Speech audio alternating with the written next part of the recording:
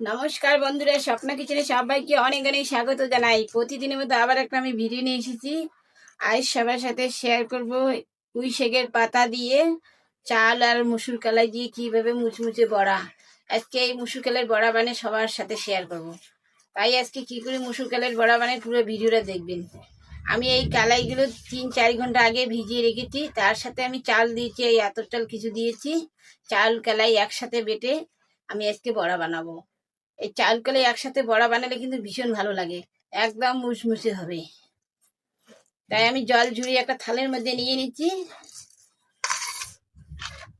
আর নিয়েছি এই যে পুঁই শাকের পাতা। এই পুঁই শাকের পাতাগুলো কিন্তু আমি ভালো করে বেছে ধুয়ে নিয়ে এসেছি। এখন এই পুঁই শাকের পাতাগুলো আমি ঝিরিঝিরি করে কেটে নিব। এইভাবে হাতে গুছিয়ে তারপর আমি কেটে নিব।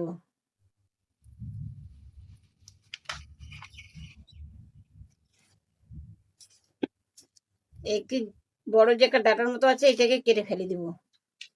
দিয়ে আমি কাটারি দিয়ে এইভাবে ঝুড়ি ঝুড়ি করে কেটে নিব। এই পাতাগুলো কেটে তারপর আমি এই কলাইগুলো বাটনাতে বাটতে যাব। এইভাবে এগুলো আমি নিয়ে নিব। পুঁই শাকের পাতাগুলো আমি ঝিরিঝিরি করে কেটে নিয়েছি। এখন আমি এগুলো ছাইতে রেখে দেবো। আমি যে মুসুর ডালটা ভিজে রেখেছি, জল ঝরিয়ে রেখে দিয়েছি, এই মুসুর ডালটা আমি বাটনাতে পেস্ট করে নেব। আমি এই বাটনা নিয়ে নিচ্ছি, এই বাটনাতে আমি বেটে নিব। যাদের মিক্সচার আছে তারা মিক্সচারেতে বেটে নেবেন। আমি এই বাটনাতে বেটে নিব। বাটনার বড়া কিন্তু স্বাদ ভীষণ, তাই আমি এই বাটনাতে বেটে নেব।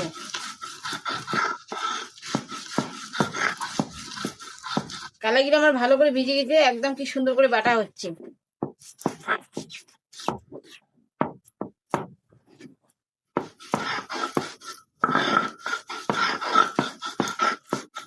আমি যে চাল কলাইটা ভিজে রেখেছি সম্পূর্ণটা আমি বেটিয়ে নিয়েছি। দেখুন আমি কিভাবে বেটেছি, একদম ঢেলা করি নেই, একটু শক্ত শক্ত রেখেছি। এখন আমি সব উপকরণগুলো আমি এই ডালের উপর দিব। আমি যে পুঁই শাকের পাতাটা কুচি কুচি করে কেটে রেখেছি, এখন পুঁই শাকের পাতাটা দিয়ে দিব।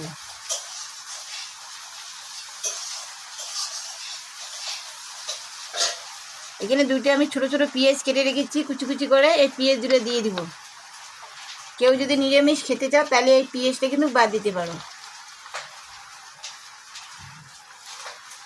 আদা আমি 1 ইঞ্চি গেট করে নিয়েছি, এই গেট করে আদা আমি দিয়ে দিব। এখানে আমার 3টা মরিচ কুচি কুচি করে কেটে রেখেছি, এই মরিচ 3টা আমি দিয়ে দিব। আর দেবো জিরে গুঁড়া, আর একটু আমি শুকনো লঙ্কার গুঁড়ো দিব। একটু অল্প ঝাল ঝাল হলে ভালো হয়, অল্প একটু আমি শুকনো গুঁড়ো দিয়ে দিব। স্বাদ মতো লবণ দিব, রঙের জন্য হলুদ। অনেকে কিন্তু আমচুর পাউডার দেয়, আমাদের আমচুর পাউডার আছে। আজকে আমরা আমচুর পাউডার দেবো না, অন্য কোনো দিন আমচুর পাউডার দিয়ে বানিয়ে দেখাবো, আজকে আর দেবো না। এখন আমি সবগুলো উপকরণ মেখে নিব।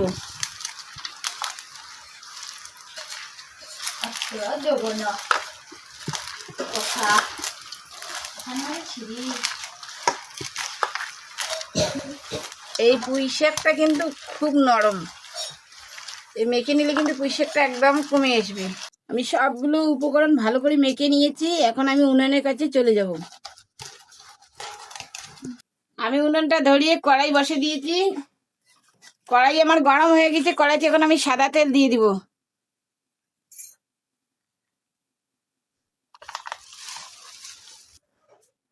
কড়াইতে তেল গরম হয়ে গেছে, এখন আমি বড়াগুলো দিয়ে দিব।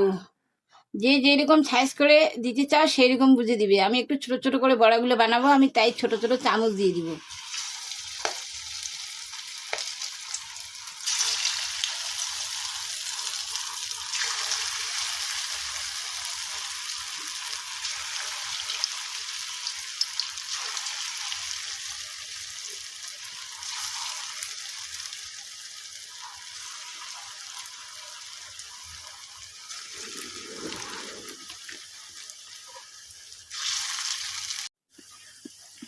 এখন আমি বড়াগুলোকে ওই পেস্টটা করে উল্টে দিব।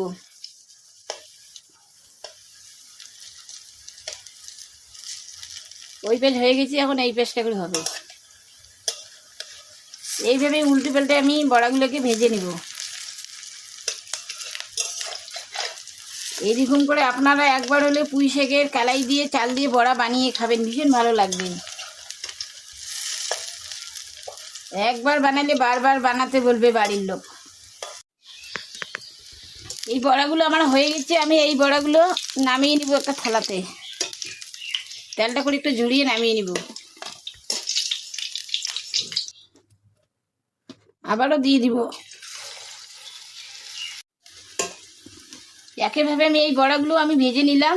এখন এগুলো আমার লাল লাল হয়ে গেছে ভাজা, আমি এখন এই বড়াগুলোকে তুলে নিব।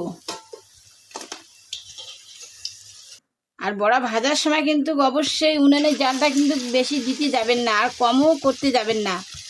বেশি জাল দিলে কিন্তু বড়াগুলো পুড়ে যাবে, আর কম জাল দিলে কিন্তু বড়াগুলো মুচমুচে হবে না। অবশ্যই একবার আমার মতো হলেও এইভাবে বড়া বানিয়ে খাবেন। একইভাবে আমি এই বড়াগুলো ভেজে নিয়েছি। এই বড়াগুলো আমার হয়ে গেছে, এই বড়াগুলো আমি নামিয়ে নিব। আমাদের সম্পূর্ণ বড়া আমার ভাজা হয়ে গেছে।